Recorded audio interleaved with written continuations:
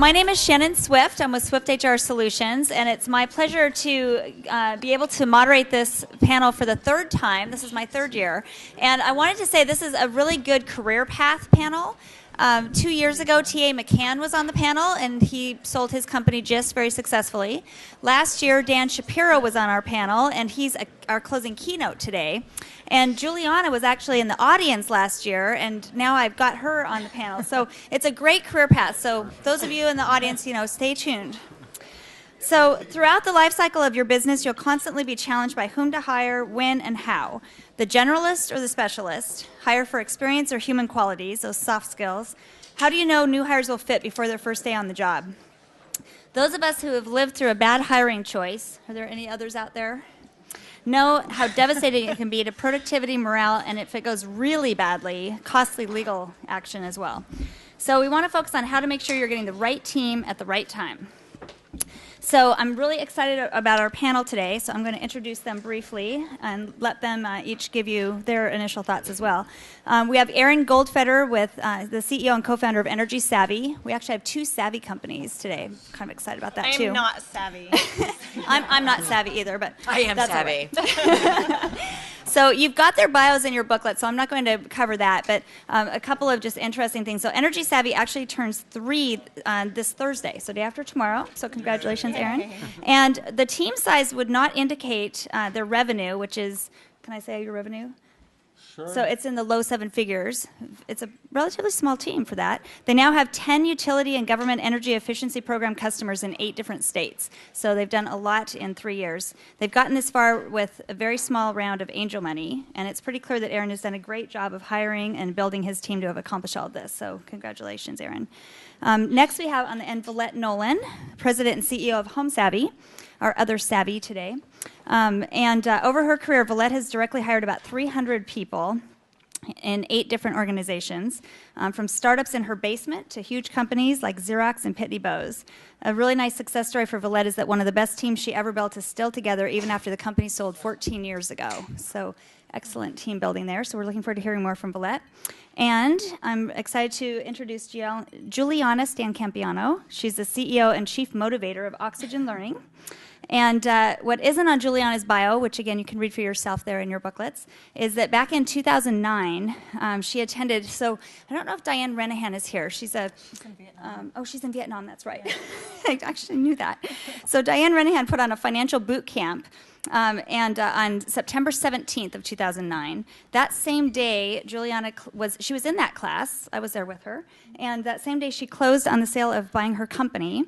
The next day, she celebrated her birthday, and the day after that, she gave birth to her first child. So, and I have to say, she was back pretty quickly from that experience, as I recall. So, ridiculously short order. So, definitely an entrepreneur, and so thank you for joining us. So, I'm going to start with having you each kind of just give a few comments about your thoughts on Right Team, Right Panel, and then we'll jump into some questions. So, Villette, you want to start? I knew you'd pick me to go first. Thank you so much. This was an interesting topic to think about because you really can't think about hiring the right people without also contemplating all the people that you've made mistakes with and what all the people you've had to unfortunately let go or ask to leave the company. But I thought I would start. Well, before I give you this, I'd like to find out how many people in the audience have actually made hiring decisions in the past. Okay, so almost everybody. Okay, that's great. So here are the biggest hiring mistakes that I've made. I was very impatient at one point to get started in a business, and I hired somebody because I knew them, and unfortunately that person did not work out, and it was a really critical early hire, and I thought that knowing them would be enough information and beyond knowing whether or not they were really the right person for that business. I've hired a friend. I won't say any more about that. And I've had issues where I've hired people more technical than myself, only to find out one guy in particular, he was just a stoner. So he was really technical, but was spending a lot of time smoking weed. And I was like, oh, God. After I found that out, I had to let him go. And the last mistake I'll admit to is thinking that in a really small company, I had the luxury of being able to train somebody who had potential. And I've come to the realization that the smaller your company is, you really have to hire expertise rather than thinking that you can train people. So that's my lead-in, and those are my 4 mistakes. Great. Thanks, Villette. Aaron, He's writing down more of his mistakes. Yeah. He just thought of another one. So first of all, thank you for having me. I'm Aaron Goldfeder, and I'm really it's a real honor to be part of this panel. Just to follow on Villette, just to get to know the audience a little bit more and make sure we all get the most for our time here. So almost everyone here has made hiring decisions before. So how many people here have made hiring decisions in bigger companies but are now thinking about starting their own company or joining a startup and are interested in kind of what's unique about hiring in a small or startup environment? Is that okay? So try to figure out what to focus on. So a little bit of context. I've been a manager, I guess, for about 6 years or so. I was at Microsoft and I managed teams there. And then I've been at EnergySavvy for about 3 years, or 3 years tomorrow, or Thursday. I probably managed about 50 or 60 folks over the course of that time. So enough experience to make a bunch of mistakes, learn from others, have a few successes, but still quite a ways to go. So I'm actually really interested in hearing from Villette's experience. I guess the things I wanted to bring up that I felt like are really relevant in a small company dovetails back with what Villette said about, at a big company you can kind of train people, but at EnergySavvy, our business is growing very quickly and things change very quickly. So we focus really on basically 3 core principles. One is trying to make sure that we match the opportunity that our business has with people's unique talents. There's that phrase in some business book about you can't put in what God left out. So we try to really try to get to know a person and what fires them up and what makes them happy, and then match that with the opportunity that the business has. Because if you do that, things can kind of work themselves out. Second, we try to really understand people's trajectory. In a startup environment, our business is growing fast, so we're really looking for people that are growers and are learners. And so we look for, people have 5 or more years of experience. We really look for growth in their career scope. And if people are early on in their careers, we really look for kind of initial signs of aptitude to find someone who's going to really challenge themselves and love to grow. And then lastly, it's about team fit. We assume that everyone we interview could go work at Facebook or Google or Amazon or whatever. And so we're always sort of like, hey, why are you interested in working at EnergySavvy? And why would you come here? Why wouldn't you? To really try to see if we have a good, solid fit. Because at the end of the day, someone's only going to be happy if they're doing what they want to be doing. So that's kind of, those 3 things are what we tend to focus on. That's great. Thank you. Juliana? Yeah, so similar to Aaron, thanks for having me here today, and I look forward to hopefully hearing some stories that everybody has, as so many people have done a lot of hiring, and I'd just be curious of how many people have fired people in here, and how great that experience is to go through. So I did recruiting early in my career and learned a lot from that, but in starting Oxygen Learning in the U.S., I'd never been in charge of managing people and ensuring that people were happy in what they were doing. And I kind of figured that I was really happy doing what I was doing, and everybody else should be happy, in doing what it is that they're doing. So at Oxygen Learning, we concentrate a lot on ensuring there's alignment in people's lives. So there's a lot of soft skills that we bring into it. I would like to mention that we're a services-based company, so that may be very different from the other people that are here on the panel with me today. So, we look a lot on your alignment in your life and what you have and what makes you happy in your day-to-day life.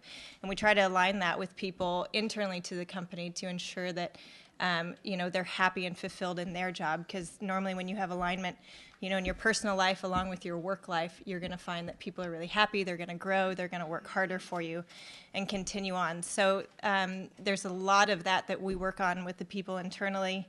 It's harder to do in the hiring process, but I'm kind of an eternal optimist and always see the best in people that we first bring in and hire a lot of people that are highly skilled. So similar to what Aaron and Villette have said, we're a small team. We don't have room for people that need a lot of growth space, but we have a lot of room for people that are curious and want to learn more about what it is that we do, and we'll engage them in that side.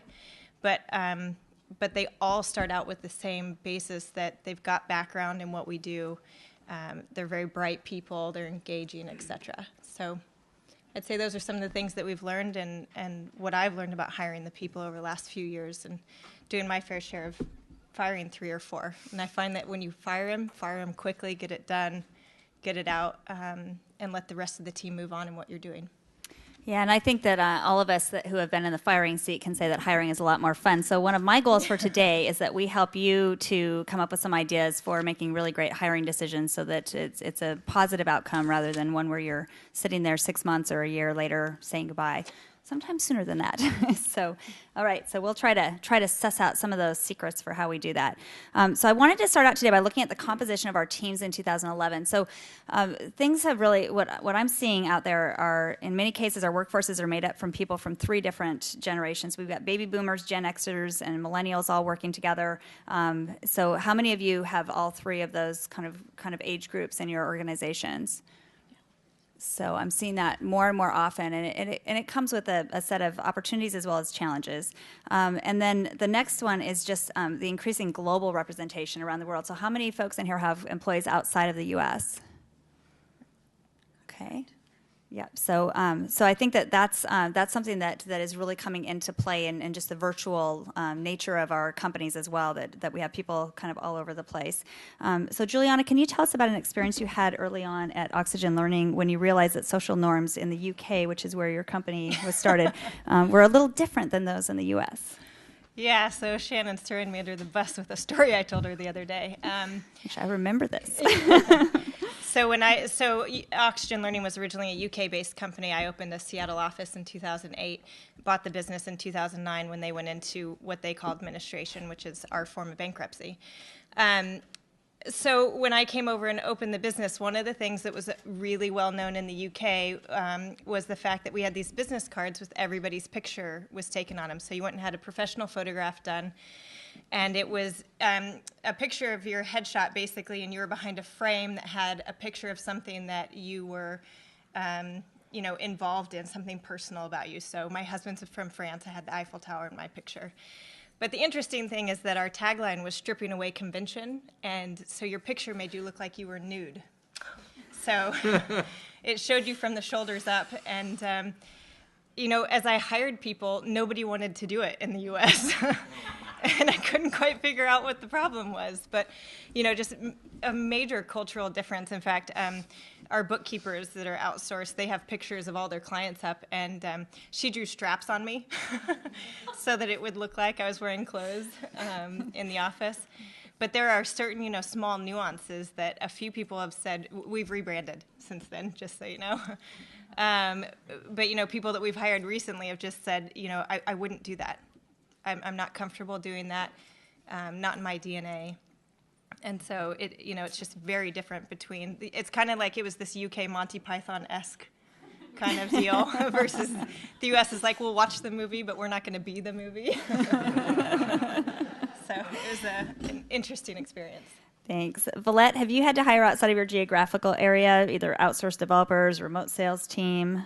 Tell us what challenges or successes you've had with that. Both of those I've had to. So I'll tell you first about creating a sales team across the United States in the late 90s. And it was during the dot-com boom, right before the bust.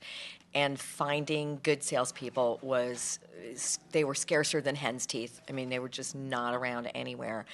And the company I was working for at the time is based here in Washington State. The company's out of business at this point.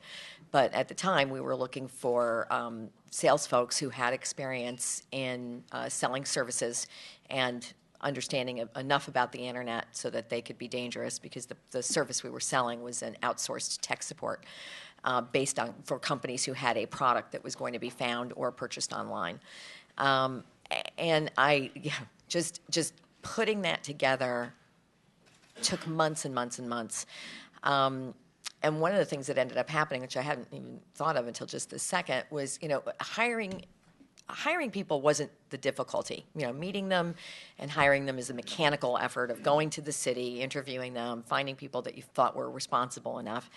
And in one case, one man that I hired is still a good friend of mine and did a fabulous job. And after I left the company tried to promote him into my position, but he declined it for a variety of reasons.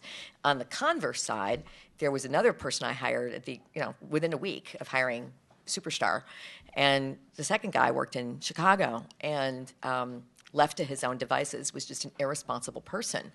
And unfortunately got found out that he was really flat out just not working because he would ride his bike to work back and forth. And one day he got in a very, very bad car accident and ended up in the hospital and barely recovered. I mean, he smashed his face. He smashed into the side of a truck. And we found out that he'd been, out. He said he was at an appointment and he was riding his bike. So the point of the story is only when you're working in a distributed environment, you really have to trust the people that are working virtually and away from you. So there have to be some mechanisms that you can implement to understand whether or not that person is doing their work. And sometimes it's just good old-fashioned blocking and tackling. In the same in a different organization, I had a team who was based in the UK selling, and I would get up very, very early in the morning once a week to spend time with the salespeople to just go through their pipeline report and understand what they were really doing. And it didn't take me too long to figure out that one of the guys in the UK wasn't working. And he, not working out, just not working. Just not doing anything. So the other instance that Shannon asked about was, have I had outsourced developers? In one of the companies, NetReflector, that I was CEO of, I inherited an outsourced team of developers that were based in Moscow. And this group of people were just fantastic. And working with them had been a challenge before I came on with the company because there was a lack of continuity. They were our software developers. They were developing the product. But there was no one person who was really responsible for working with them and helping translate the needs of our American-based customers to this group of Moscow developers. And what we did to mitigate that and really turn things around was we put in a program manager who his entire job was to just deal with the Muscovites. And not that they were hard to deal with, but they just needed somebody to, work with them on a daily basis. So a team that we would have potentially fired was saved because we put a person in, we looked at the real root cause wasn't that they were bad people or not working or they didn't know how to develop software. The root cause was there was a lack of communication on our end at corporate. So when we put that in, everything kind of turned around. Great, thank you. So when you have a large company with lots of bench strength, you've got depth and you've got technical expertise, one of the challenges in an early stage company is hiring expertise outside of your functional area and having to know how do you identify the right person. So Aaron, you had a great example of this, needing to hire somebody that was a very specialized skill set that you didn't have. And I've loved your approach. So can you share that with us? Sure, I'd be happy to. So we, about 3 years plus ago, we started this company and we said, okay, we're going to work on energy efficiency with software. That'll be cool. And we didn't know anything about energy efficiency at all. I didn't know. Turns out there's a difference between a kilowatt and a kilowatt hour, and it's an important one, and I didn't know what that was. So Leo Shklowski, our CTO, we're sitting there, and he, in his brilliance, he's like, well, we need to get someone who's really smart about energy efficiency because we don't know anything. And I was like, okay, I'll find someone. And he's like, well, how? And I was like, I don't know. I'll just go do it. And these are the things you do when you're in a startup. You're just like, I'll figure it out. Yeah. So he's like, well, how are you gonna do? I'm like, I don't know. Just leave me alone. I'm gonna go figure it out. So I go to this conference and kind of like this, and I'm in a session. And I'm listening to this guy speak, and he's like this genius about building science and energy modeling and also statistics, and he's like presenting all these models. And it was like, the sound, like the heaven, like I was like, oh, and I'm like, you're the guy, you're our Morpheus, Yoda, whatever. So he didn't know it yet, but he was like our guy. So I go up to him afterwards, and I'm like, you're our guy. And I mean, it actually, so I did talk to him afterwards, and I was like, hey, we're like these ex-Amazon and Microsoft guys. We're going to do this thing in energy efficiency, and it's going to be really cool, and we don't know anything, but you know a lot. So, you have all this technology. He had some IP that we ended up prioritizing. I asked him, I mean, the important, I think, thing that worked is I was like, hey, what do you want? Like, you could do anything you want. What do you want to do with yourself? And he was like, I want to get my technology out there. I don't want to have to productize it or service it myself. And I want to get some upside because I'm always a consultant. And I was like, well, we can get your technology everywhere, we think. We know how to productize stuff, so that's good. And we have this cap table that's currently worth nothing, so we can certainly get you some equity. And so it worked out. And I ended up, it wasn't just that easy. I ended up following him around like a puppy dog for like 4 months. And then the guy's in Boston, so it was like a bunch of email. And then I went to another conference, and I had like my little like advisory agreement like with me, and I'd like follow him around like, hey, Michael, can we get a beer? And all this kind of stuff. True story. But it took over 4 months, but we did bring that guy on as technical advisor, and that has helped us. I mean, it's impossible to quantify other than looking at, I guess, revenue and valuation.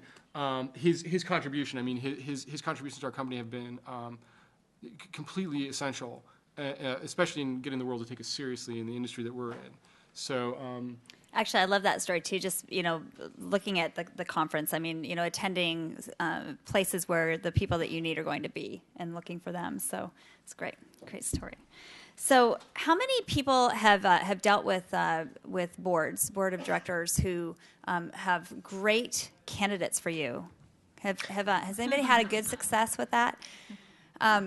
I've seen some good successes with introductions from boards, and recently I've seen a really one that did not go so well. So the investors had highly recommended to one of their portfolio companies that I work with. The company is very small, has less than 10 employees, and they said, "Oh, we've got this person. They are a great startup person," and sold them really as a startup person. And so they didn't do the kind of diligence that they might otherwise have done if it was a candidate that they didn't know. They just said, "Oh, our investors know us, and this is a startup person," so they brought the person on. Great, fast, easy hire. And it quickly became apparent that this person was not a startup person at all. And so they kind of stepped back and said, what happened here? Well, it turned out that startup person had gone into a company with 100 people and grew with it to several thousand. But there's a big difference between 6, 4, 6, 8, 10 employees and in a startup versus a 100-person startup. And so that was definitely a situation where it was probably very likely the right person, but definitely not the right time. It was a disastrous outcome, and we had to let the person go. Villette, can you tell us about a time when you had the right person for the wrong time, or a candidate you knew was not the right person for the time? Yeah, I thought hard about this particular question because, and I don't mean to sound argumentative with you, Shannon, but it was kind of like if the right person for the wrong time, as you just described, that's just the wrong hire. The wrong hire happens. Yep. But I have had a couple of instances where I've been able to suss out pretty early on in the interviewing process whether people are the right people for the job or not. I ask a ton of questions. That's ideal, by the way. What? That's the stage. That's the stage to find it out. Yeah, well, it was, you know the incident that I'm going to bring up, but sometimes people, it's amazing during the interviewing process what you can get people to admit to. And whether you're trying to trip them up or not. I mean, you're not trying to trip, you just want to find out things. So one person in particular, at the time I was CEO at Net Reflector, which is a company based here, and we were hiring for this office. We didn't have, in the United States, we had no other offices, but we had offices in the UK and Moscow. And so I was interviewing for here, and there was a person who sent up their resume who lived in Portland. And often we see people who, have moved to Portland and they want to move back to Seattle. So in the course of the conversation, I said to this person, so why is it that you want to move back up to Seattle to work? And his response was, I really hate Seattle. Where I really want to work is in Dallas or like Miami, someplace warm and sunny. And I said, well, so the job is based here, right? And he said, well, yeah.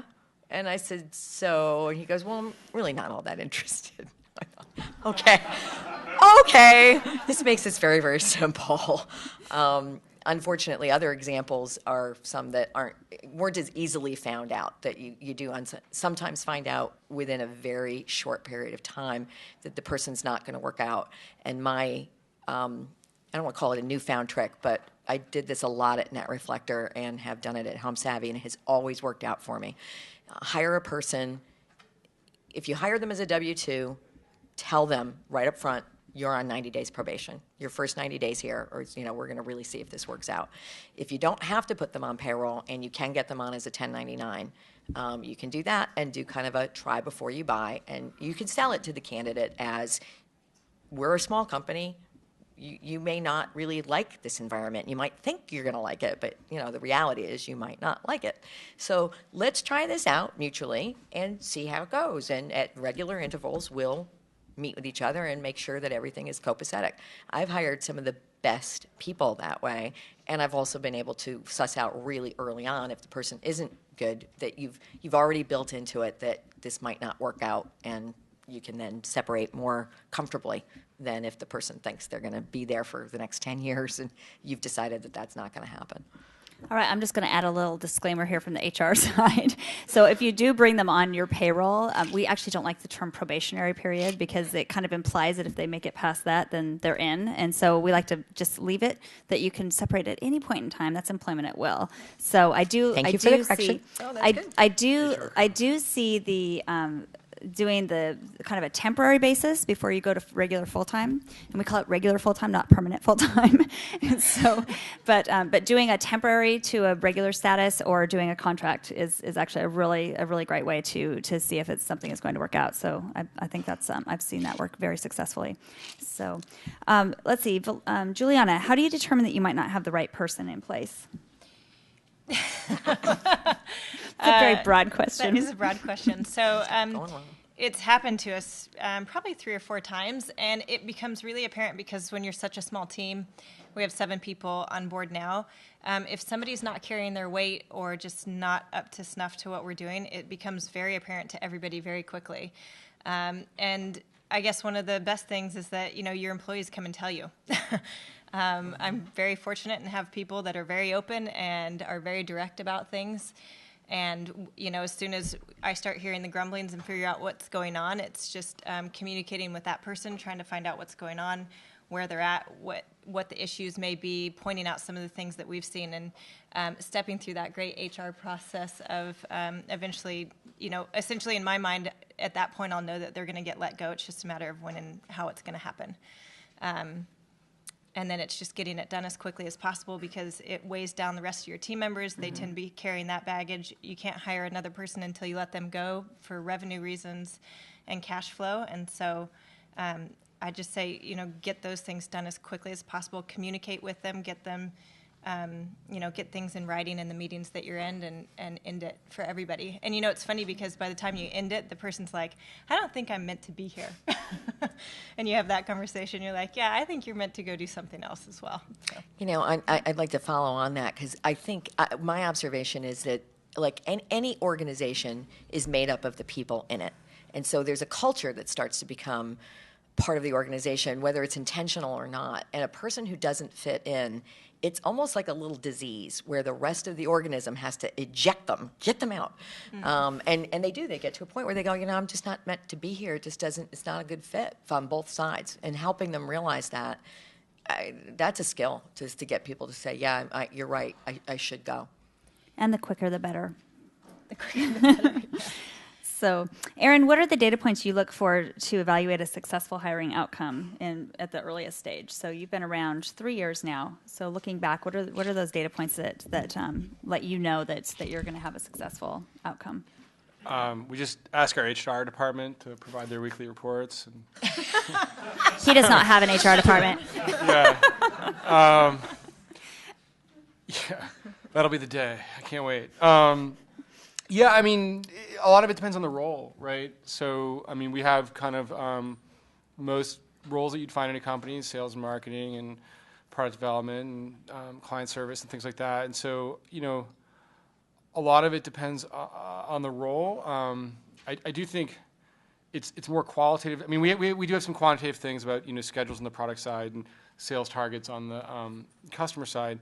But I do think what Villette brought up is, it's not a metric per se, but there's a lot of qualitative things you can look at around fit, and sometimes it's business driven, right? Like our business changed a lot after about a year and a half, and things can happen. Our focus changed. We had a pivot, as they like to say, in the startup blogosphere or whatever.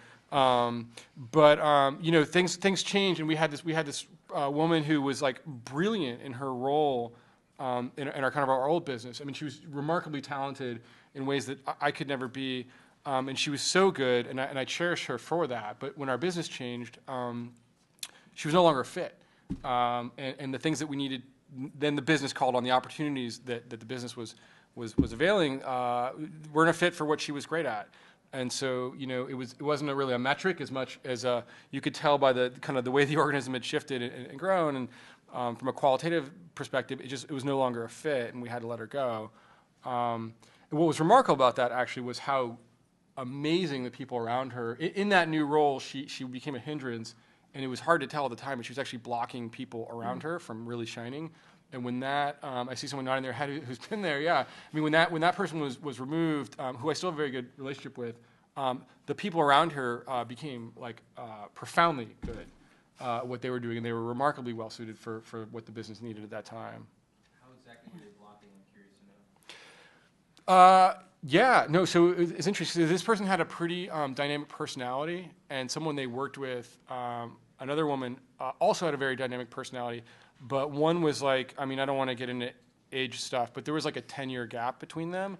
And I think the person who was younger felt concerned about showing up, the older person. You can think of it as seniority. It doesn't really matter, right? But I think the person who stayed was, I think, a little timid or weary of showing up the other person, and like probably knew they could run circles around them, but wanted to be supportive and a team player, and not I don't know what the word for it is, but show them up, I guess. And when the person who was no longer a good fit for the company left, it just created this vacuum, and the more junior person just blossomed in ways that I only wish I could have predicted. I don't know if that answered your question or not. So we've touched a little bit on the soft skills or the cultural, so I want to kind of dive into that a little bit more. So I've been fortunate several times in my career to grow a company from a very early stage, 8 to 110 employees, from 12 to 150, from 2 to 140, and being able to really balance, seeing the impact of balancing almost religiously culture and technical fit. And so I wanted to just kind of have each of you think about, and I'll start with Juliana, what's your definition of the right person to add to your team, and how important is that cultural fit versus technical when you're hiring? So I think for us it's a bit of a combination of both, but the cultural fit is extremely important up front. We've got a really strong culture with the people that we do have on board. Similarly to probably a lot of the businesses that you guys are in, there's a lot of people that are very engaged with the business. They want to see it grow. They want to see it grow quickly, and they're not going to let anybody stand in their way of making that happen for the company. And so finding people that want to be on that same boat, is critically important for us. The technical aspect of what they do, it's almost a given. Like we hire experienced people. We hire people that have a background and a knowledge of what we do. We're getting even better at kind of honing that into, the people that have come from large corporate America actually fit in with us better versus the consultants that have been doing it out, on their own for large corporations. And so we've kind of got it down to, this is what really works well for us. And it's the people that want to have a lot of the benefits of large corporations. So we offer great benefits, great vacation policies, things like that in order to attract people. Are you hiring? No, no, I'm just joking. I just didn't know if that was anyway. So we try to do that balance, but that want to be in a smaller atmosphere, that want to be able to see their impact on the bottom line, which you absolutely get to do in a startup. It's like, oh wow, we made $200,000 this month, and it's because of you 7 people. So it's finding those people that's what they want. We hired somebody just about a year ago now, and he said, "You're like Zappos, but for the services industry." And so really trying to keep that balance for people, and knowing what's important to people and their growth in their lives is big for me. So Great. So, Erin, your team is relatively small, and so every position is critical, I would imagine. So, what are the soft skills that you look for in terms of making sure that that you're bringing on the right person? I don't know about this soft skill stuff. Cultural fit. The things well- that aren't We the can teach technical you about that. experience. Yeah. There's only two jobs in EnergySavvy. You either build stuff or you sell stuff. I'll just take it and I'll divide the world a little bit. So on the advisory side, we look at, which is every bit as important on the team building side. So we look for a little bit more like Juliana. Like it's all about expertise and in some cases Rolodex. There's a bunch of stuff that I don't know that we need to know. So we usually get that from advisors. From the team member, kind of FTE team member, most of the cases, sales is a little bit different, but in most cases, we actually look for trajectory, kind of raw aptitude and trajectory as the main ingredients. And I actually care a little bit less whether they have domain experience in our programming languages or in energy efficiency. And partially that's because it's a bit of a tradition in the software industry for good reasons, but also EnergySavvy is trying to disrupt the industry that we're in a little bit. And so I actually don't place that much value for our business in current expertise. I'd rather actually take people who are just complete animals in wanting to improve themselves and are learners and curious and driven to succeed.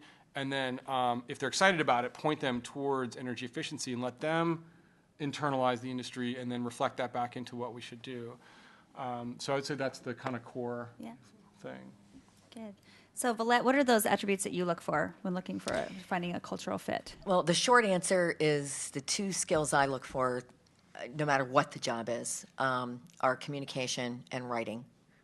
If you can't communicate, you've just got a problem on your hands. And if you can't write, it's not that every single grammatical thing has to be perfect, but if you can't write, it shows that you can't think. Because if you can't put your thoughts down on paper in an organized fashion, then you have a problem with your thought process. So I always check for those two things. And it starts right at the very beginning with how do they handle an email interchange, a phone discussion. If I ask a question and the person just doesn't answer it, or they don't understand, or they hop around and they're just, if I'm looking for a quick, succinct answer to a question, yes or no, and I get the how do you build a clock answer, it's not always the kiss of death, but that communication thing is really, really critical. A slightly different way that I look at this is not, I guess I don't use the term culture in my own mind when I'm thinking about it, but I do think about people that are high maintenance versus low maintenance. And so, we all know what a high maintenance person is all about, and a low maintenance person isn't always good. And so if you put things on a grid or an axis with skill set high and low, and high maintenance versus low maintenance, it's really clear that the people who are high maintenance and low performing on their skills, you get rid of them. The ones that are high performing and are low maintenance, that they just get their job done, they don't make no fuss, no muss, that's great. And it's everybody in between that it's kind of like they're pretty good at their job, or they're really good at their job, but they don't get along with their coworkers, or those are the people that's a lot harder to work through. And ultimately, if you are hiring for the right skill set and the people, I guess. Well, I was about to say something, but I'll take it back. I guess in the end, I would put communication and cultural fit over the technical skills. For instance, you'll often see in a sales department that there's one person, and I'm a salesperson too, I've been in sales my whole career, that there's one person who's the really top performer, and they think that they just don't have to adhere to any of the rules because of that. And then the whole organization gets in an uproar because this person brought in $1 million sale, and now they think they can run rampant over the rest of the organization. And I just won't put up with that. So, in the end, I would say that kind of low maintenance personality is going to win out, at least with me. And so win out once they're on board. So do you have some techniques for identifying those folks coming in? Yeah, I consistently think about a woman that I hired who, I'll tell you all her name. It's Muriel Gilbert. She's the best person I have ever. Okay, everybody write that down. Muriel Gilbert. No, this woman is phenomenal, and we've become good friends because she worked. I interviewed her, and she was just such a fantastic person. So to answer the question on how did I figure it out, she sat down in the very first interview with me and said, "These are the things that I can do for your company.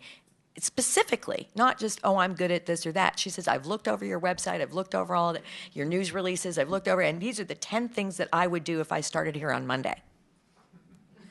Okay, so Muriel is going to wonder why she's getting 50 LinkedIn requests today.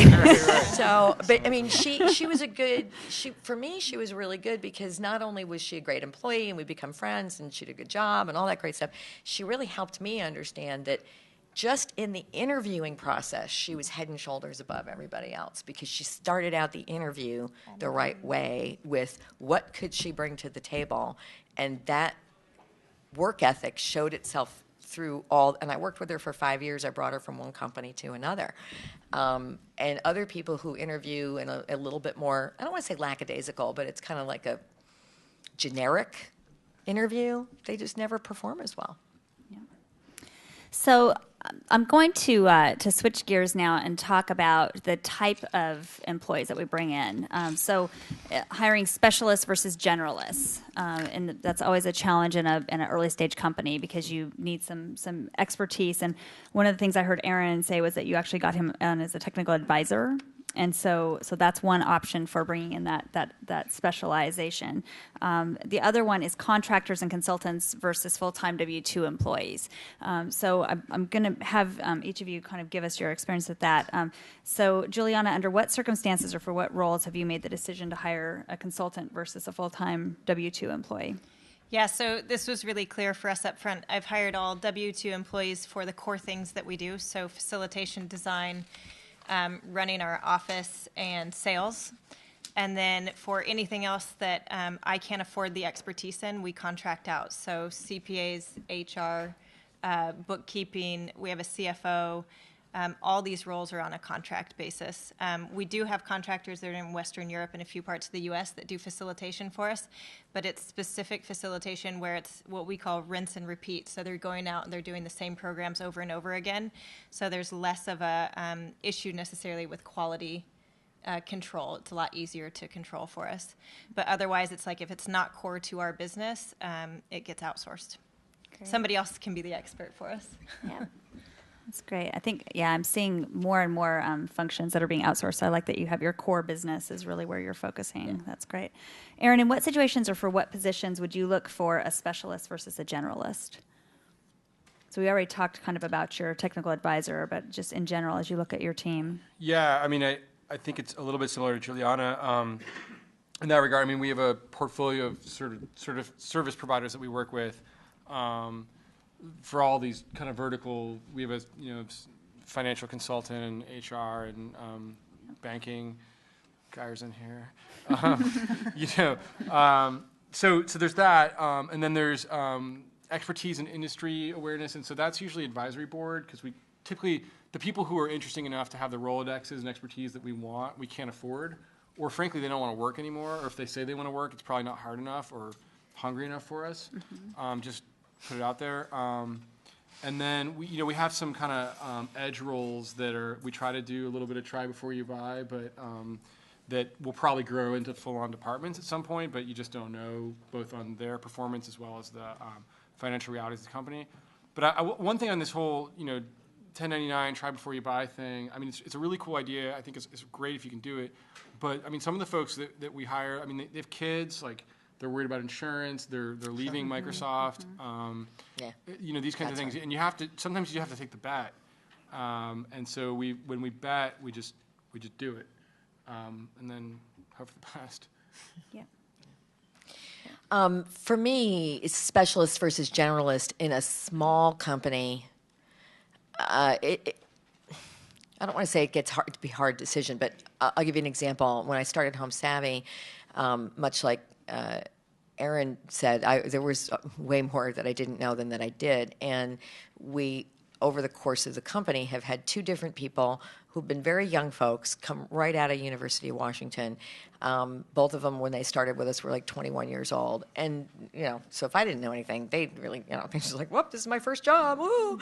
And they were generalists because I didn't need a specialist in anything. I needed somebody who, and both of these young people had the same role, essentially, but they were able to do a little bit of everything. There was not any one, like, here's your job and you can do this for 8 hours a day, because there just wasn't enough work work to take up 8 hours a day. So they would, be very good at being flexible and being able to take on a variety of things. Both of those positions were non-technical positions. They required, usage of a computer, but they weren't developers. Now, when you get into something like you need a developer, and that's going to be a specialist, and they've got to understand the language that you're going to program in. Otherwise, you have to train them, and that gets a little crazy. Same thing in sales. If I see a salesperson who starts getting all excited about all the marketing stuff that can be done, I'm like, you got to bring in a quota. And as soon as you get distracted in sales, you're not going to meet your quota. So there's some jobs that just by their very definition have to be, in my opinion anyway, specialist jobs. And as a small company, it's pretty tough to get more than one or two generalists because you just don't have the money. Mm-hmm. Great. Okay, so you've identified the right candidate, perfect time, perfect candidate, and it's a very hot job market right now. So trying to convince somebody to, most likely they are already someplace else, and so you may be trying to convince them to come and join you. Are you talking about reality? Or no, really? No, I am talking about reality. Like right now, you think it's that hot of a job market? It's For software for developers, yes. Because I know what you do. I was going to say it's. And you're going to tell that story, for some, aren't you? I don't know. For some developers, it's crazy, but everybody else is pretty easy to get. So we're seeing it pretty tight across several different industry sectors right now. But so you've identified the right person. So last year, Dan Shapiro talked about a candidate that he had to have, and the person did not have a car and had no way to get to work. The bus didn't go there, and so he actually bought this person a car to get them. So it was a pretty outrageous effort that he extended. And Aaron talked earlier about following someone around like a puppy dog for 4 months. But Aaron, do you have another example of an outrageous thing that you've done to ensure you landed a critical candidate? Well, even before landing a candidate, I mean, we overtly have tried to do ridiculous things to try to get attention in this community. I mean, honestly, EnergySavvy is tiny. Like, why would anyone know or care about EnergySavvy? No, but seriously, like we did. Villette might be talking about. We did this crazy thing where we did. We did $10,000 referral bonus for 10 days. And so if you referred someone to EnergySavvy within 10 days, you would get a $10,000 bonus. And everyone thought that made its way around everybody in the community. It was like, woohoo! And it was massively successful because everyone's like, wow, they must be killing it if they can afford to give $10,000 away. And we were like, because recruiters charge more than that, right? So it was actually a steal. It was like the cheapest recruiting we had ever done, but it made us look like flush or whatever. And so that worked. And we ended up paying a $10,000 bonus. And then we did this. We helped put together this job fair. Did anyone know about Get a Real Job Fair? Did anyone go to that event? Not many. We put together this job fair, and then we paid like someone $20. And we like convinced all these other startups to like do it with us. And then we like paid someone $20 to stand in front of Amazon with like a sign that said go to this website. And we didn't look bad because it was like encased in all these other startups that were doing it. So we've tried everything we can to just break through the noise to even attract the right candidates. And then in terms of closing those candidates, it's all about fit again. And, I usually we start very early on in the interview. It's like, what do you want? Like, why are you here? Why are you not at Facebook? Why are you not at Google? Why are you not starting your own company? Don't you think it's better if you start your own company? Like, we're just trying to get all that stuff on the table because if that's off and they're honest with themselves and we're honest with ourselves about whether it's a match or not, the close is usually just, weeks of phone calls and a few more coffees and a few more beers. And if it's truly a match, then the writing's on the wall. And we've gotten some really wonderful candidates, and I'm very honored that we have the team that we have. I think it gets a lot harder when you're in that truly early stage of before there's even any revenue at all. Before there's anything, because then you're convincing people to really take a huge risk where it may never pay off and things can fall apart. And during that stage, I've seen a lot of people just they come and go. They get very excited about the idea. They show up for a couple weeks, and then they don't have this. They don't have the staying power for whatever reason, and often it's a financial reason, and they've got family pressures that they just can't get around it any other way. When you're at the point of where you are with revenue, both of you guys at this point your businesses have revenue, and then it's a different sell, because I remember when we were at NetReflector, you really had to suss out, is this the kind of person who prefers a small environment, prefers you know, because not everybody's cut out for the Microsoft or the Googles of the world, and so you've just got to find the people that match up. And what Erin just said is very accurate. You know, you get all the questions out there, and then it becomes a finding out. I know one of you two said this. It's, you know, find out as much as you can about that person, because it's a sales job. Then you're matching up your company to what they want and showing them how it fits. A long time ago, I was a recruiter as well, and the biggest mistake that I think companies make, and sometimes recruiters, I know I did, is trying to fit a square peg into a round hole. If the person if they're just really not cut out for a small company, but you think they've got the right skills, in the end, it's not going to work out. And so you can tell, I think, if the interviewing process starts to go on too long and a candidate just isn't making up their mind, something's wrong, and it's probably not going to work out if you hire them anyway. Yeah. So, Juliana, do you have an example of how you convinced someone to come on board when you knew that they were the perfect fit and maybe they didn't, or they just didn't think that they wanted to come on board? Yes, so I've been through this, I think once, but similar to what Villette said. I don't push it. If it's not meant to be, I don't believe it's meant to be, and I just let that person go. You know, there's people that we sometimes will see somebody that, or a client or somebody, and we're like, oh, they'd be great with us, and we just kind of keep in touch with those people and see where they're at, and we check back in, and how's your work going? You really still happy? You know, kind of those kinds of questions, and that's worked out for us a couple of times really well, and it's more of a joint effort then at that point, and kind of show, you know, you're both trying to win each other over. Although I have been in the situation when I bought the company from the UK, there was a founder in the UK that I was very close to, had been a mentor of mine for a long time, and he is an amazing facilitator and designer, and a lot of what the company did was very much based around a lot of the work that he had done. And so I worked really hard to get him over to the US, and have him be basically a partner in the business, although he couldn't be because of visa rules and all this stuff. So we paid between $10,000 to $15,000 just in legal fees and visa application, et cetera. Went through the whole visa process, got the visa approved, everything, and then we got to the employment contract. And we went through one iteration, had some changes that need to be made.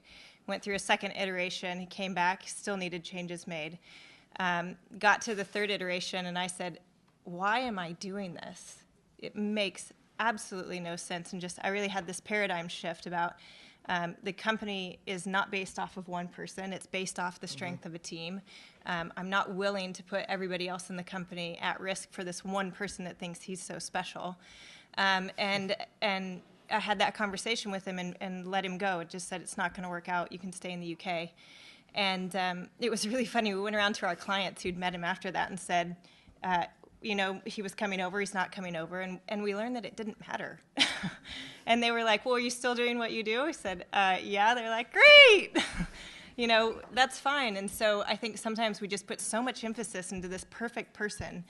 And you really have to step back and say, are they, or, you know, you just don't want that person that needs to be the perfect person in an organization, because it's really about the strength of the team.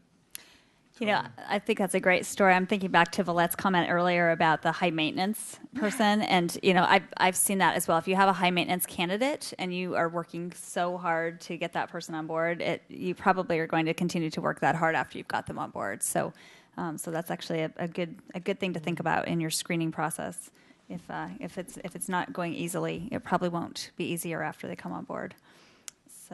So Villette, do you have a situation you can think of that I really liked how you focus in on what's important to them and getting to know that, and it's kind of a good sales tactic and what matters to this person. But is there a particular close that you can think of where you got somebody that was kind of a long shot?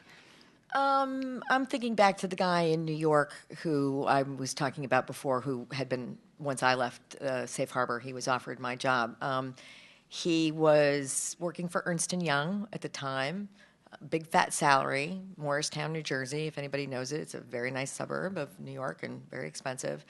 And, you know, our company was a year old, and I was 3,000 miles away, and getting him to take the job and do a good job, which he did, was, you know, I can't say it took a huge amount of convincing, because it really was the right fit.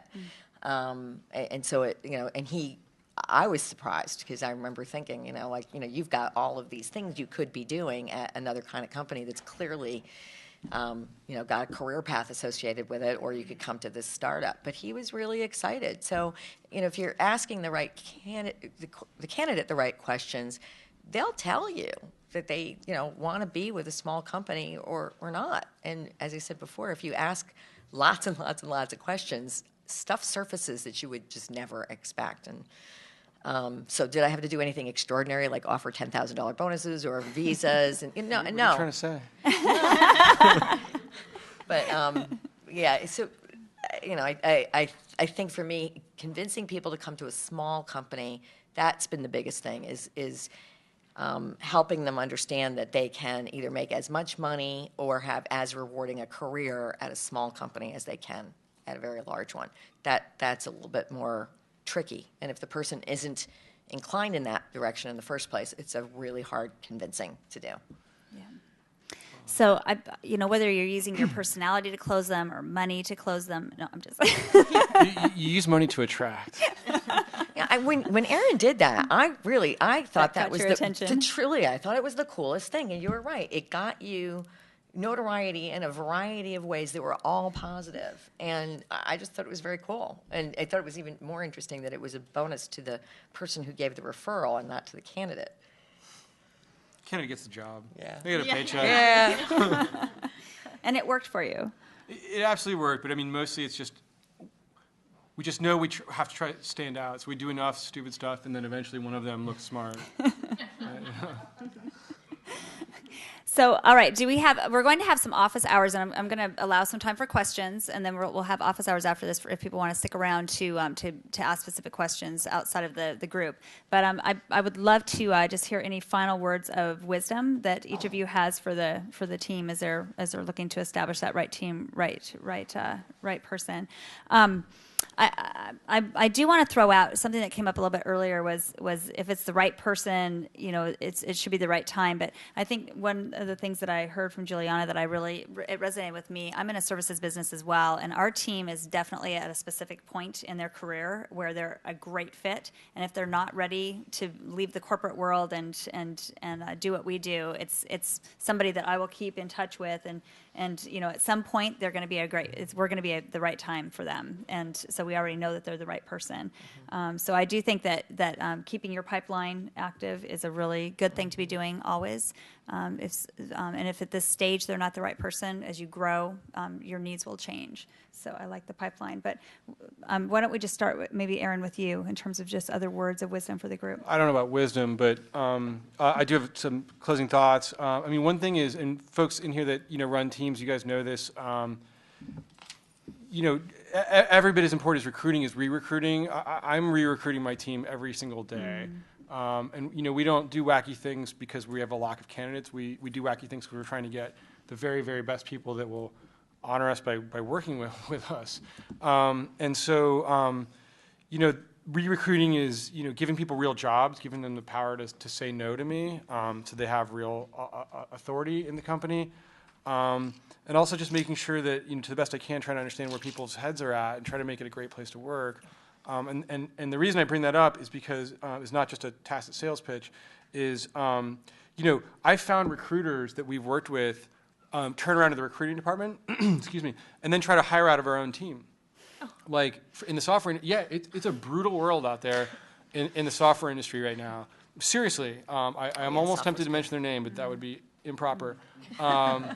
Seriously. So I found them, trying to recruit our own people, and so After they placed them with you? no. So they failed at doing any placements, but And then they would come in and try to poach. There's a business person who was Okay. trying to sell us on doing placements, which they failed at. But then they're sourcing people, Yeah. sent mail, and it went to me instead of the person they were trying to reach. But the point there is that that's happening every single day. I assume every one of the people at EnergySavvy could walk out this afternoon and start somewhere else tomorrow, making 20 or 30% more with less hassle and less ambiguity. And so that's something that I try to take really seriously. I don't know if I do a great job at it, but so far we've been able to not just hire but retain folks that are just wonderful. So that's just another thought in this whole mix. Good. Juliana? Yeah, so kind of tagging on to what Aaron has said, once you have the right people, do what you can to keep them. They're invaluable. If they see somebody that's not pulling their weight in the team, et cetera, listen to the people that you have and follow some of that. And one of the things I was going to mention earlier is that when we sit down and we say, okay, we need somebody, who's this person going to be, the team sits down and we define that list of what we're looking for. And then it enables us to all get on the same page when you say you want somebody that is of competitive nature. What does that mean to you? And we dig under that a little bit more. And so then when we're all out interviewing, we're all in the same mindset about what we're looking for in this person. And there's not quite as much ambiguity when people come back and say, this is what I've thought about this person. Or they ask questions and you're like, why did you ask those questions? We don't need to know those things about somebody. So doing that in a team environment, I just find is invaluable. We're not the people that are just doing the hiring. It's everybody in the business, especially when you're so small. We get group consensus on everybody that comes in the door. So. Great. What I would say, there's a lot of things you read about in business books that they're all true. Hire slowly, fire fast, and that venture capitalists, for instance, are looking at the management team, and it's the quality of the team that matters. And it's that last point that I would really emphasize with everybody here. The team is not, or your team members, they're not part of your company. They are your company, right? It's not just part of it. They're not it, but every time somebody picks up the phone, answers it because there's a potential client on the other end, the way they answer that call, the everything about their demeanor will affect your business. And so if you don't have the right team members, it can really be fatal. And it's, I'm not trying to be scary about it, but unfortunately, I've experienced it firsthand and always was thinking, well, what is it? What is that about? Okay, the management team rally, that's the most important thing. And then I got in a situation where I was like, oh, okay, now I really get it. And just the quality of thought of the people you bring on board is going to make or could be the thing that makes or breaks your company. Just real quick, I had an HR person tell me one time that we hire people for their resumes and we fire them for who they are. And that resonated really well. Yeah. I would agree with that. I think that's why it's important to put equal weighting on who they are and their technical fit. Absolutely. Again, our goal is that we're going to get the right people in the door, so you don't have to deal with the back end. So what questions do we have today? So what advice would you give? I mean, you gave a lot of advice around how to grow your team, but let's say you're founding a startup, right? What advice would you give to the initial founders, right? What are the things they should look for between each other, and how do you make sure that 6 months down the road you're not fighting it? I wouldn't have a co-founder. So what I heard there was maybe even 3 founders. So there's working 3? together. No, I heard. I was like envisioning 3 when you were just talking just then. And I've actually seen a couple of situations recently with 3. So it's tough to have. It's having a co-founder. On the one hand, it's fantastic. Are you talking about a co-founder specifically? It's basically a group of Founders. doing and starting a company together. So they could be equal co-founders, but they're still like kind of. Right. Well, so and I'm not trying to be pessimistic, but the chances of all 3 or 10 or however many of them there are sticking around for the length of the company it's just rare that really happens. There's one person who has the passion, and I don't want to say everybody else is going along for the ride, and you could be surprised as who succeeds and who doesn't.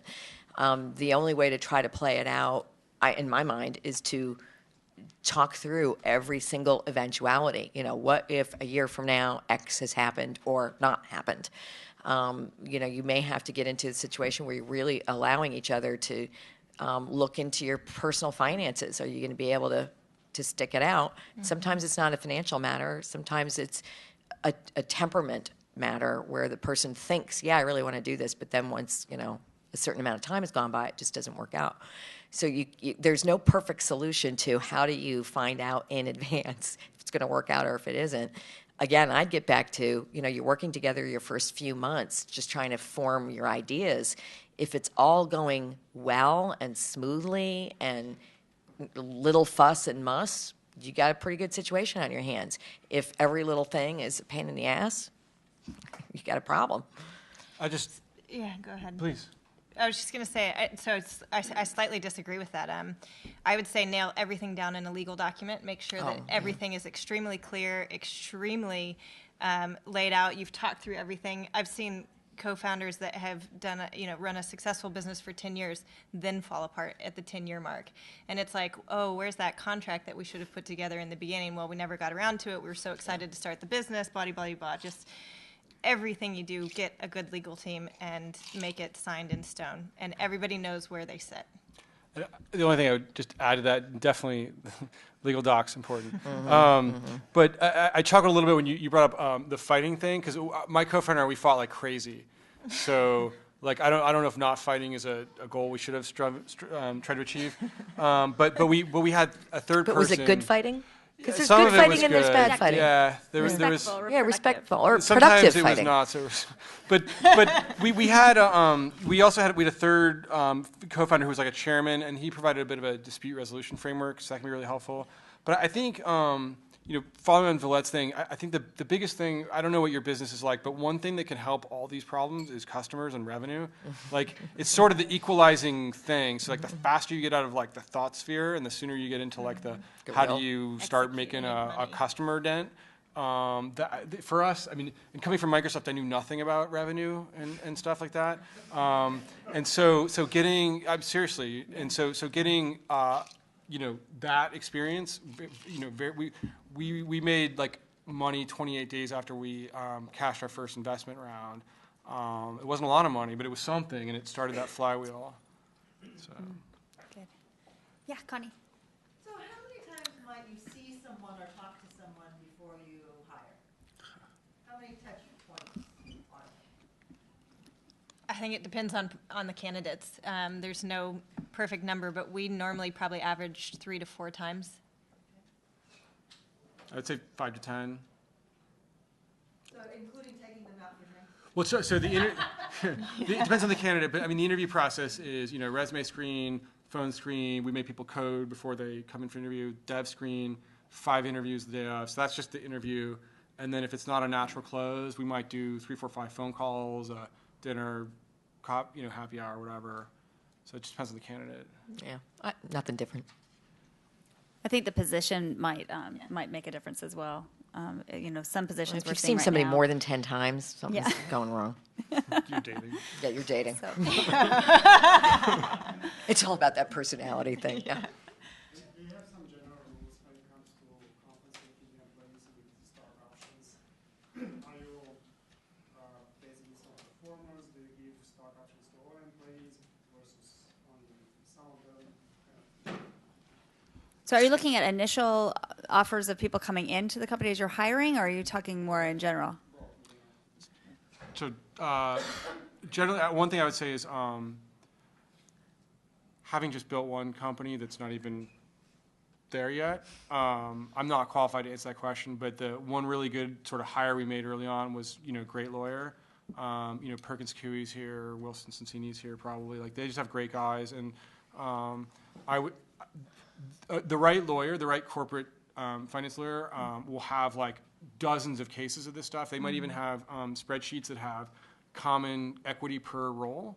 So you can learn a lot from what's been done before. Well, I was more interested in your practice in your company with your employees. But, in general, would you offer for a small company stock options for all employees, or would you just give the So salespeople? So everyone at EnergySavvy that is a full-time employee has some stock. I will say generally, if money or stock is the issue, then it's not a good fit. Generally, for us, the very last thing is money and stock. I mean, beyond a basic get off the first base kind of wage. After that, I'm really trying to sell and fit, and then anything after that is bonus. At the very founding stage, when we were 3 or 4 or whatever, then it's a big deal because you're just like, look, here's this big chunk of the pie, it's yours. Part of that is At HomeSavvy, everybody gets Philosophy. equity. It matters more to some of them than it does to others. I think it's what I'm hearing too is just those early philosophies. I mean, looking at your organization, the people that you have to hire, and what's our philosophy going to be early on. This is what we can do or what we want to do to attract these people, and then over time it might shift a little bit. But I think that having a philosophy about how you want to handle compensation based on your stage and your team and your ability to compensate with different factors comes into play. Do you have stock options, Juliana? Yeah, no, so we don't give stock options. There are 2 people in the company that have really been through the trenches with me that have equity in the company. And then what we do, though, is profit sharing at the end of the year. So depending on what our revenues are and how much money we've made, everybody gets a percentage of that amount. And it's the same across the board. And so this is also something that gets really serious about hiring and firing people is that, people don't necessarily want to share that profit sharing at the end of the year with people that they don't feel were pulling their weight for the company that year. And it's worked really well for us, and we've seen it grow, and so that's great for people to be able to watch the business grow and watch their profit sharing grow at the end of the year. We could have a whole compensation workshop next Yeah. year. That's a whole different But it's topic. like a philosophy. You have to figure, like Shannon said, like, what's your philosophy on it? What do you, believe in, and what are you comfortable with? And the lawyer thing wasn't to dodge the bullet or anything. It's just that there's a trove of information. Yeah. As Yeah. Villettes Especially listed, on the Yeah, equity leverage you it. can side. just get, and it certainly helped us. Yeah. Good. Yeah. Nope. Question? Uh-huh. Have any of you used objective assessments? There's a lot of companies offering a lot of different products as far as personnel profiles, other things that you can use. What's your experience with that? So for those of you in the back, I don't know if everybody could hear that, but he's asking about use of personality profiles or objective. So since that's what we do, Juliana should answer that question. we don't use them in the interview process. There's a lot of guessing that happens in the interview process, but once somebody's brought on board in the first couple of weeks, they go through Insights, DISC, a bunch of different assessments that we do use. And that gives us a pretty good idea, but I kind of waver the lines of whether I feel that that's an ethical thing to put somebody through a test like that before they're hired, personally. And from an HR perspective, I don't know if you have any view on that, but I have the same. I have the same concern. So, but I do it right after people are hired, and that gives you great insight into them, and then how to communicate with the team and how to best set them up for success, as well as the rest of the team to know how to communicate with them. Find it extremely invaluable, although it has to be framed very correctly, because one person that we did bring in and went through this, she said it was kind of nerve-wracking for her because all of a sudden we didn't know one another very well, and then we knew a lot about her, strengths and weaknesses. And she was like, well, this doesn't shed me in the best light. And it was like, well, that's not the purpose of it. Everybody's got weaknesses and flaws. We just want to understand how to better be able to work with you. And I feel like it builds the team faster so that people are more productive quicker. Follow-on question to that. You do an assessment of a recent hire as part of maybe your orientation. Yeah. Who do you share that information with? So. And other members of your team? Yeah, so normally what we'll do is we'll do it in a team environment, and everybody will share their different profiles. It's then up to the individual whether they want to send that, actually send the test around, all the details to everybody in the team. But essentially, I have them go through and highlight, what are the 3 sentences that really resonated with you, in these different sections of it. And they'll talk about that, and they'll explain the why behind it, and it just gets, to know the team a bit better, or that person. And again, this is a consulting services group. It may be a little bit less of a positive outcome in some other environments.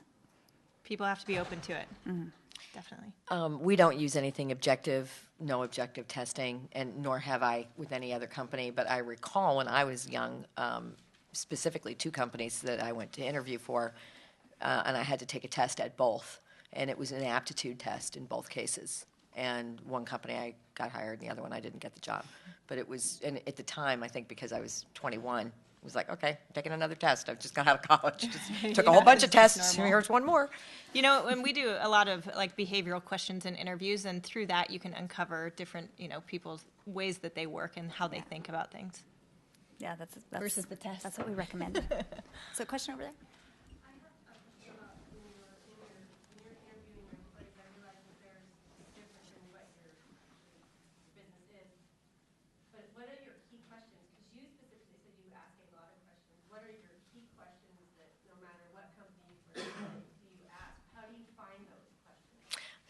That's a great question.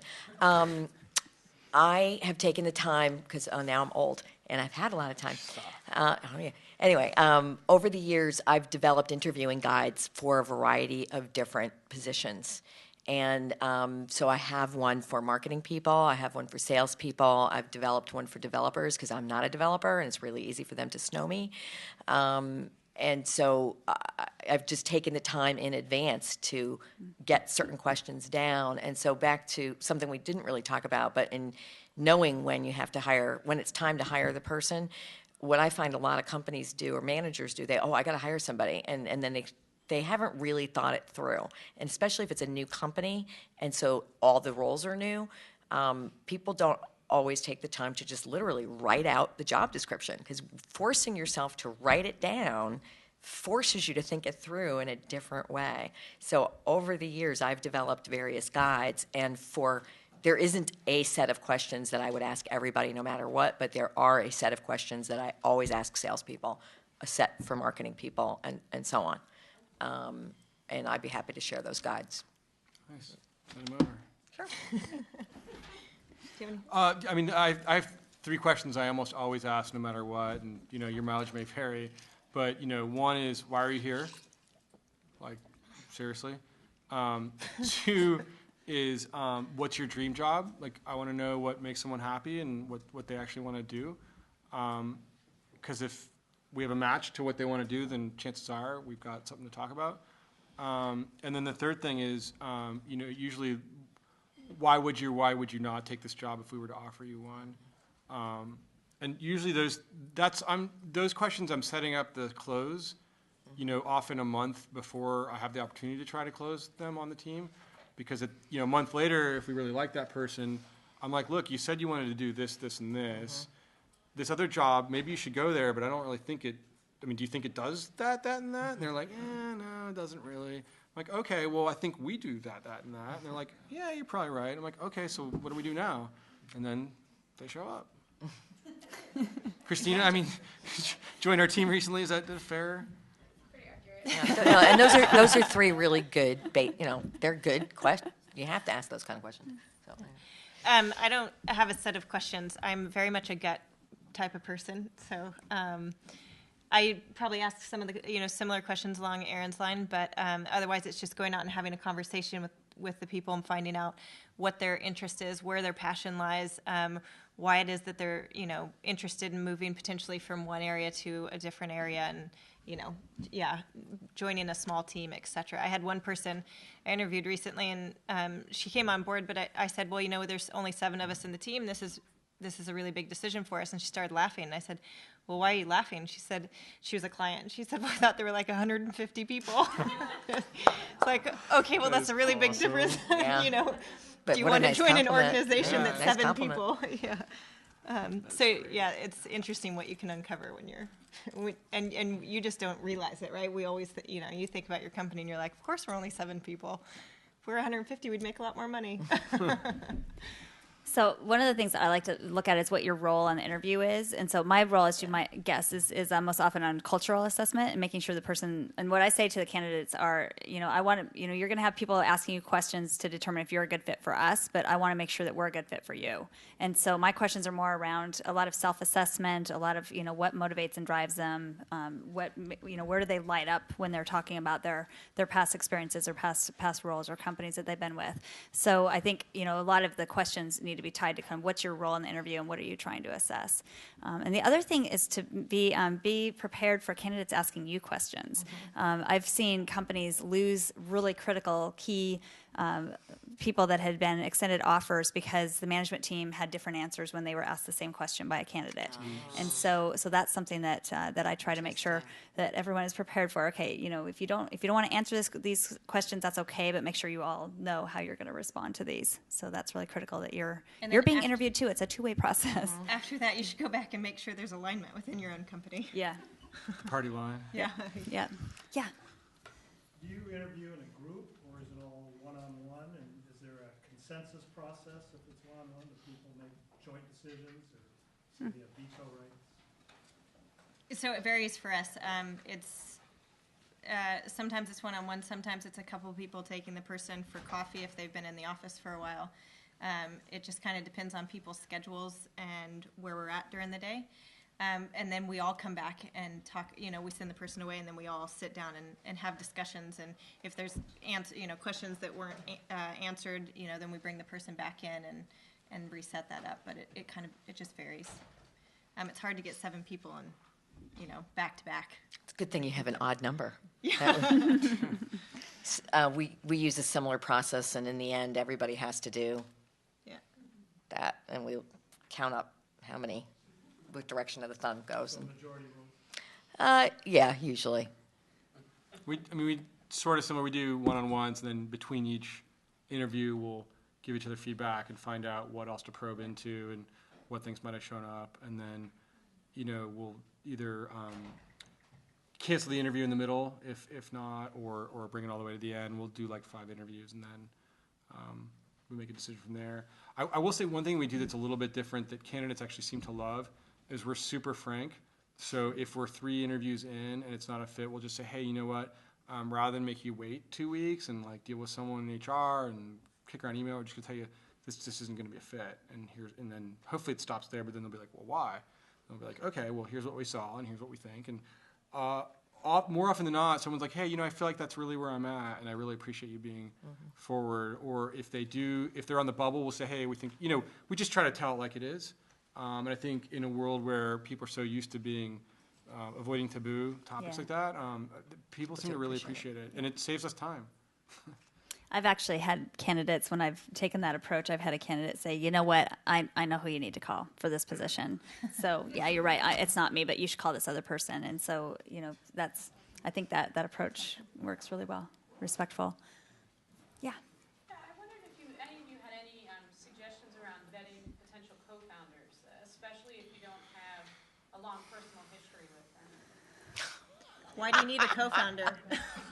Yeah, why? All right, and that's fair enough too. You've got a real attitude about it, which no, I Yeah. didn't say that. But why? What happened? What happened? That Have you makes noticed that theme? I have noticed it coming from that. Well, when I bought the company and I was going to bring this person over, they were essentially a co-founder with me, and it didn't work out. Was this the Visa guy? Yeah, Okay. but everybody that I talked to, lawyers, entrepreneurial people, all along the way said, if you don't have to, don't have a co-founder. Don't have a partner. It's, friendships are ruined. People, end up in really bad situations where they have to go back and work for the large company that they didn't really want to be working for in the first place. And if you can do it on your own and do setups and stock options and make people feel like, that they're really rewarded for being a part of the team and create that, I just don't see the reason unless you have to have another person. That's fine. I've seen co-founder situations work out really beautifully, and then been part of some that have worked out really horribly. I haven't personally experienced anything enough that, in one way or the other, that I would have the really definitive attitude that I think Juliana has. But so your own personal experience is always going to color your viewpoint. Although I would say, in the end, if it's your company and it's your idea and it's your passion, whoever you bring on to help is never going to have the same level of commitment that you will. They just never will. And the only other thing I would say is take your time, because getting the wrong co-founder can kill your dream. I would just echo a little bit what Villette says. Like, I was really blessed to have 2 great co-founders when we started. But I decided I wanted to found a business and I wanted to be successful with it.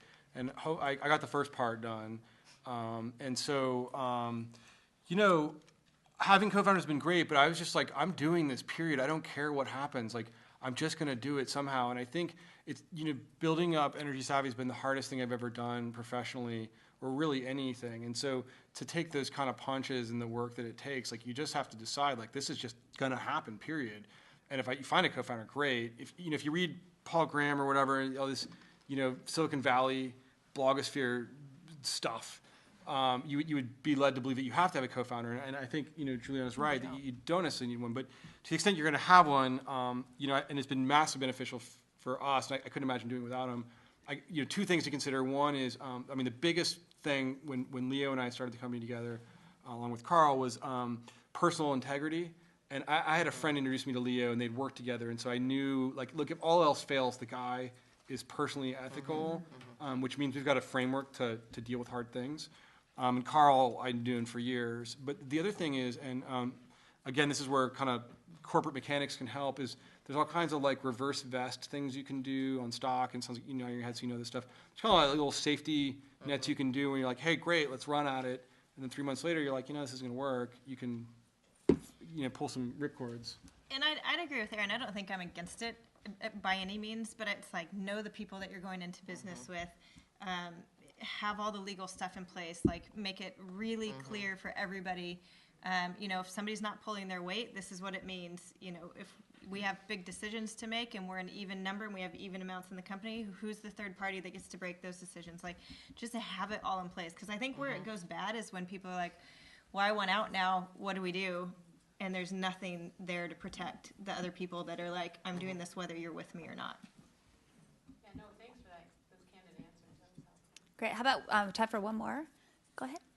One question I had was, in the hiring and interview process, how much of it is you recruiting and how much of it is them selling themselves to you, and what's, I mean, ideally it would be 50-50, and maybe I just don't have the skill set to have that perfect balance, but, you know, where does that, should that line be drawn, and where's the most success? So I'll take a crack at that one first because, again, in my sales background, if the candidate is the prospect, they should be doing a lot of the talking. And, you know, Shannon said that, you know, it's a two-way street, that you're selling them as much as, you know. So when I'm doing my very first interview on the phone with someone, I have a timer, and I say, okay, I'm going to ask you questions for, you know, I'll start with a little intro about us, then I'm going to ask you questions for 15 minutes, and I'm going to give you 15 minutes to ask me questions. And that sounds very rudimentary, but at least it keeps things on track and gives the candidate, okay, I've got 30 minutes, and I'm going to have to ask questions for 15 of those and be asked the other 15. Then if we progress beyond that, my rule is if I'm talking, that's not good. They're talking, it's okay. Pretty good advice. I mean, I think a lot of it just depends on the candidate and where, you know, where's the attractiveness scale, you know, and ideally you're always trying to hire. Actually, Dan Shapiro is the keynote leader. I heard him speak one time, and he's like, you always want to date up. Like, I want to be the dumbest guy on our team. I really do. And so, you know, you're always trying to ideally get people that are would have good reason to not be interested in working with you. So. Yeah, I'd agree with, you know, what they've said, that the candidate should be doing, you know, the majority of the talking. Otherwise, you're going to go away and be like, was that person good? Or, you know, they got a lot about us, but I don't know if they're actually a fit for us. And then similarly, yeah, just finding those people that are smarter than you. Do the same thing. It's like they need to be 10 steps ahead of you. Get those people. One of the things that I found to be successful in recruiting over my career has been to sell a little bit first and then decide if I want to buy. And so, and especially if you have a person who, you know, is not interested in making a change, or, you know, you really are having to convince them to even interview with you. But I think getting them excited about the company and about the, you know, what you're working on, even if they end up not coming on board, again, they might know somebody else that they would refer to you. So I try to get them a little bit excited about the company, and then once I've got them, then I'll drill down and decide if they're a fit for us or not. So. All right, so I'd like to thank our panelists. Thank you, Villette and Juliana and Aaron. Thanks, Shannon. Thanks for having us.